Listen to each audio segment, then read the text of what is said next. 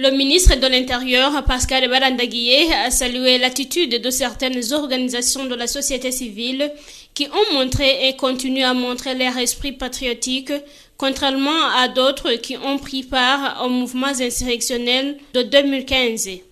Le ministre a fait savoir que chaque association est tenue d'adresser au ministère de l'Intérieur un rapport contenant le bilan détaillé et celui contenant les activités de l'année écoulée, les changements intervenus au niveau des membres et des organes, les références des comptes bancaires, ainsi que la liste des meubles détenus en propriété ou à d'autres titres.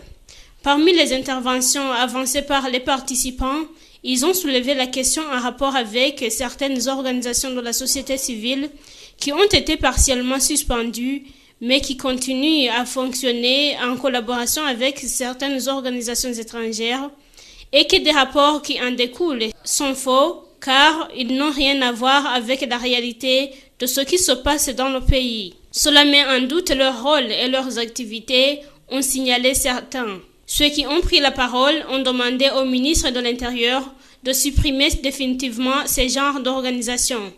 Le ministre leur a promis la présentation du rapport de ce qui a été réalisé au cours des prochaines rencontres. Toutefois, ce ministère a déjà mis en œuvre quelques mécanismes de renforcement de la sécurité. En vue d'impliquer, de responsabiliser tous les citoyens burundais en matière de sécurité, le ministère de l'Intérieur et de la formation patriotique a poursuivi la mise en place et l'opérationnalisation des comités mixtes de sécurité à travers tout le pays, en collaboration avec le Conseil national de sécurité, sans oublier bien sûr de mentionner le ministère de la Sécurité publique, que nous remercions beaucoup.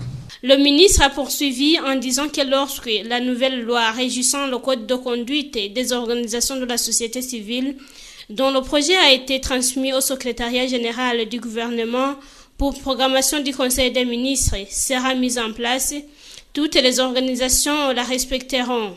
Chacune d'entre elles aura le ministère de référence.